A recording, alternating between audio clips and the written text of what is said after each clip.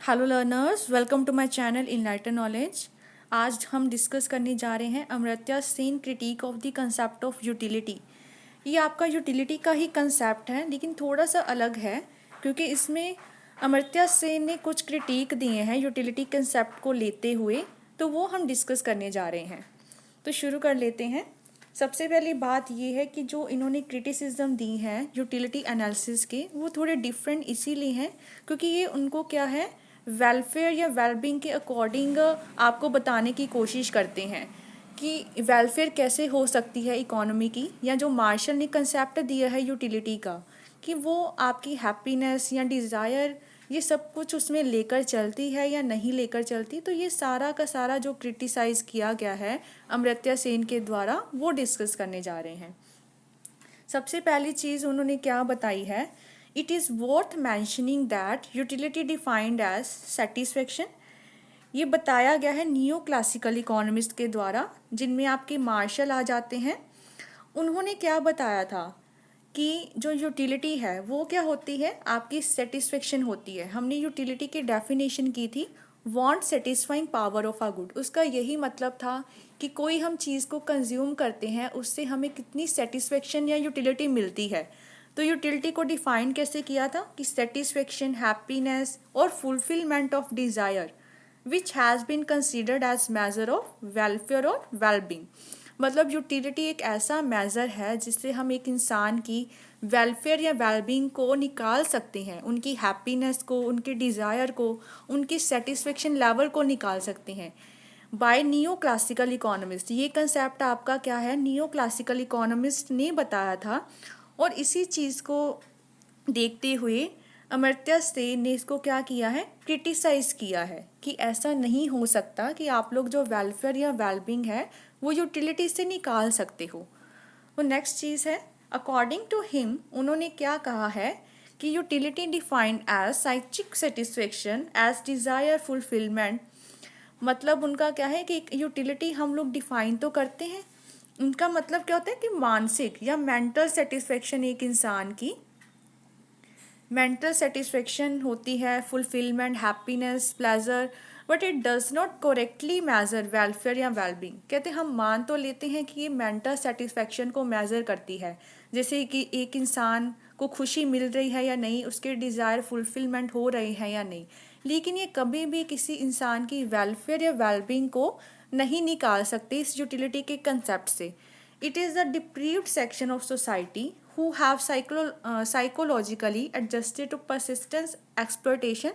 कहते हमारी सोसाइटी में कुछ ऐसे भी लोग होते हैं जिनका क्या होता है, जिनका शोषण किया जाता है, जो अच्छे से अपनी लाइफ को जी नहीं सकते, and therefore may derive a higher psychological satisfaction from small gains.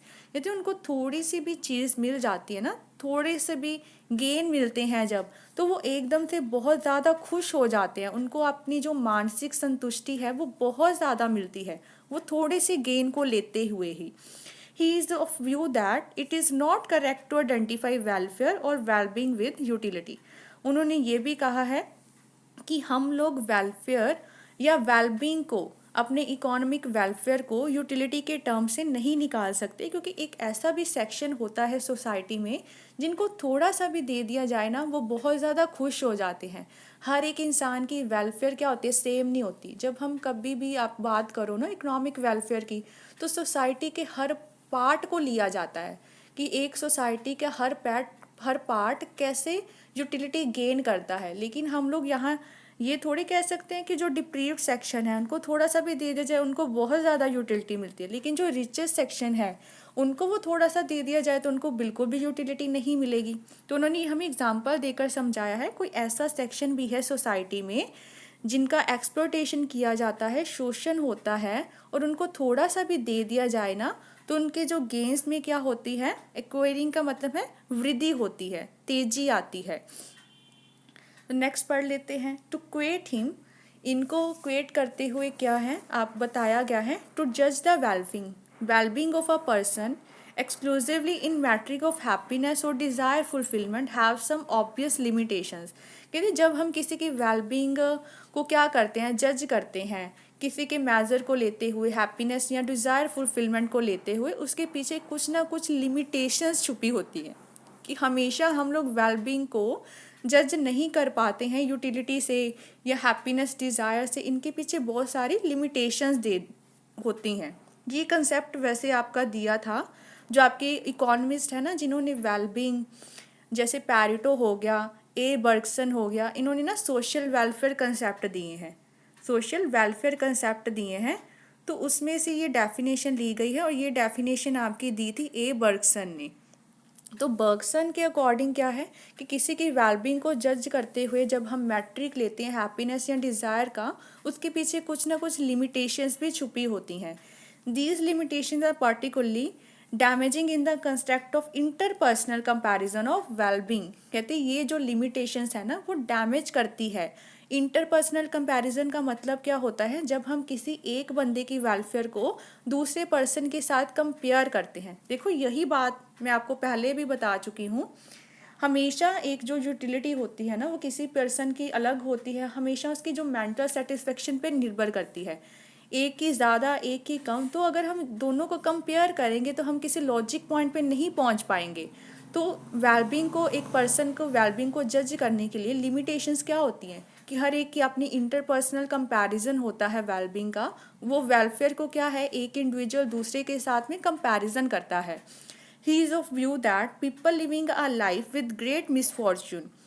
देखो ऐसे लोग जो अपनी लाइफ को बहुत ही मिसफॉर्चून या दयाभाव या दुर्भाग्य वाली लाइफ जी रहे हैं, विद लिटिल होप। देखो उनकी होप भी क्या होती है, बहुत छोटी होती है। And opportunities may get more utility, उनको क्या मिलती है, ज़्यादा यूटिलिटी, हैप्पीनेस मिलती है इवन फ्रॉम स्मॉल गेन्स। वही बात दोबारा से लिख दी गई कि थोड़े से गेन से ही उन लोगों को क्या है, बहुत ज़्यादा हैप्पीनेस, बहुत ज़्यादा यूटिलिटी मिलती है। But that should not be interpreted that there is significant improvement in wellbeing. देखो एक बंदे की वेलफेयर इंक्रीज हुई या एक सेक्शन की वेलफेयर इंक्रीज हुई तो हम ये नहीं कह सकते कि सारे के सारे हमारी कंट्री की वेलफेयर बढ़ गई, ऐसा नहीं कह सकते, क्योंकि हर एक के इंटरपर्सनल कंपैरिजन होते हैं, वैल्यू जजमेंट्स होती हैं। हर पर्सन की यूटिलिटी, हर पर्सन की हैप्पीनेस क्या होती है, अलग अलग होती है। तो किसी पर्सन के लिए वो बहुत ज़्यादा हो सकती है, जिन्हें कभी अपनी लाइफ में थोड़ी थोड़ी होप्स हैं, थोड़ी अपॉर्चुनिटीज़ मिली हैं, उनको अगर कुछ प्राप्त हो जाता है तो उनको बहुत ज़्यादा यूटिलिटी मिलती है। इसका मतलब ये थोड़ी है कि सारे के सारे हमारी कंट्री, पूरे वर्ल्ड को ही इम्प्रूवमेंट हुई है वेलबींग में, ऐसा नहीं हो सकता। तो क्वेट हिम अगेन, दोबारा से अगर उसको क्वेट किया जाए, द होपलेस बैगर। देखो होपलेस बैगर्स होते हैं, या फिर हम कह सकते हैं द प्रिकैरियस। प्रिकैरियस होता है एक जो पर्सन होता है ना, किसी की विल के अकॉर्डिंग काम करता है, जैसे लैंडलेस लेबरर्स हो गया, वो किसी की ज़मीन पर काम कर रहे हैं।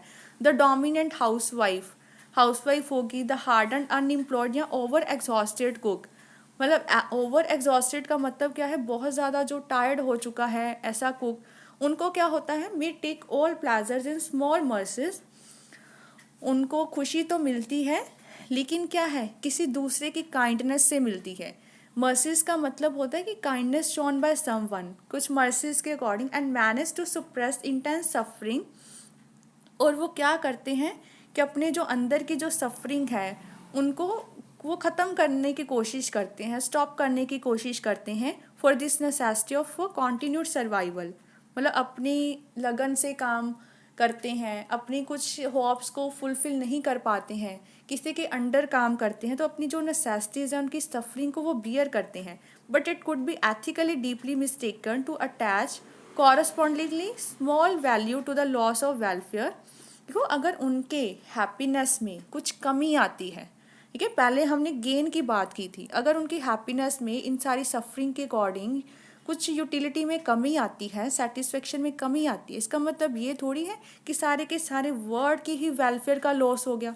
तो हम एक जने को नहीं मतलब बना सकते। हम लोग इसको जब सोशल वेलफेयर या वेलबींग की बात करते हैं ना, हम पूरी सोसाइटी को लेकर चलते हैं। इसीलिए आपके जो आगे वाले कंसेप्ट आते हैं सोशल वेलफेयर के, वो अलग अलग इकोनॉमिस्ट के द्वारा बताए गए हैं, because of their survival strategy. हर एक की सर्वाइवल स्ट्रेटजी क्या होती है, अलग अलग होती है। The same problem according to Sen कहते जो सेम प्रॉब्लम आ जाती है according to Sen arises in case of desire fulfilment. जब हम किसी की डिज़ायर फुलफिलमेंट की बात करते हैं, because the hopelessly deprived lack of courage to desire much. देखो एक ऐसा पर्सन है जिसकी डिज़ायर तो हैं, लेकिन क्या होता है उसके पास करेज ही नहीं है कि वो डिज़ायर ज़्यादा कर पाए। अगर एक बैगर है वो डिज़ायर करता है कोई लग्जरी आइटम या कार की डिज़ायर ही कर लेता है, तो वो करता ही नहीं है। पहली बात तो मतलब उसके पास उतना करेज ही नहीं होता। They are deprived lack of courage to desire much, desire कर ही नहीं पाते हैं। And their deprivation are not muted, और उनकी जो एब्सेंस होती है यही डिज़ायर की, उनको क्या किया जाता है स्ट्रांगली, वो उनको एक्सप्रेस नहीं कर पाते। म्यूटेड का मतलब है नॉट स्ट्रांगली एक्सप्रेस, और डेप्रीवेशन क्या होता है एब्सेंस होती है। And divided in scale of desire fulfilment. इसकी वजह से हम उनके जो डिज़ायर फुलफिलमेंट है उनको भी वो पूरा नहीं कर पाते, क्योंकि वो इतना डिज़ायर कर नहीं पाते। तो मैं आपको इजी सी लैंग्वेज में बताती हूँ कि अमर्त्य सेन ने इसको क्रिटिसाइज किस कंसेप्ट में किया है। वो मानकर चलते हैं जो मार्शल ने यूटिलिटी का कंसेप्ट दिया है ना, वो हर प्लेस पे लागू नहीं हो पाता। हम ये नहीं कह सकते कि यूटिलिटी मुझे इतनी मिली, इतनी सेटिस्फेक्शन मिली, तो वो हर पर्सन के लिए ही उतनी होगी। ये एक क्या है आपका मानसिक सेटिस्फेक्शन हम कह सकते हैं, साइकोलॉजिकली सेटिस्फेक्शन होता है। कईयों के पास पैसा बहुत कम है, कईयों के पास पैसा बहुत ज़्यादा है, और उनकी जो यूटिलिटी है ना वो हम बहुत ज़्यादा अलग होती है एक दूसरे से। क्योंकि इस चीज़ ने मार्शल ने कभी भी वैल्यू जजमेंट या फिर इंटरपर्सनल कंपैरिजन की कोई बात नहीं की है। तो उनकी जो थ्योरीज आई थी अमर्त्य सेन की, वो वेलबींग या वेलफेयर से बहुत ज़्यादा रिलेट करती है, और उसी को लेते हुए उन्होंने मार्शल के कंसेप्ट को क्रिटिसाइज़ किया है कि हम लोग जो यूटिलिटी का कंसेप्ट है ना वो हर जगह पे यूज़ नहीं कर सकते, या हम लोग ये नहीं कह सकते कि जो हमारी satisfaction, happiness, fulfilment of desire है उनको यूटिलिटी मेज़र कर सकती है। ऐसा बिल्कुल नहीं हो सकता। यूटिलिटी इसको मेज़र कर नहीं सकती है, क्योंकि इसको मेज़र करने के पीछे बहुत सारे फैक्टर्स काम करते हैं। जैसे उन्होंने एग्जांपल देकर बताया है कि एक बैगर है, होपलेस लैंडलेस लेबरर है, एग्जॉस्टेड कुक है। ये सारे लोगों को छोटा सा भी गेन मिलता है ना तो वो बहुत ज़्यादा खुश हो जाते हैं। लेकिन वैसे ही अगर उनको थोड़ा सा लॉस होता है तो ये ज़रूरी थोड़ी है कि सारी की सारी कंट्री का वेलफेयर ही लॉस में चला गया, या गेन होता है तो सारी कंट्री ही गेन करना शुरू कर दी। तो ऐसा बिल्कुल नहीं होता। तो इनकी ये कंसेप्ट का ऐसा क्रिटिसिज्म किया गया है। आई होप आपको अच्छे से क्लियर हो गया होगा। अगर वीडियो पसंद आई हो चैनल को ज़रूर सब्सक्राइब कीजिए, like share and comment and press the bell icon, ताकि हर वीडियो की नोटिफिकेशन आपको टाइम टू टाइम मिलती रहे। Thank you.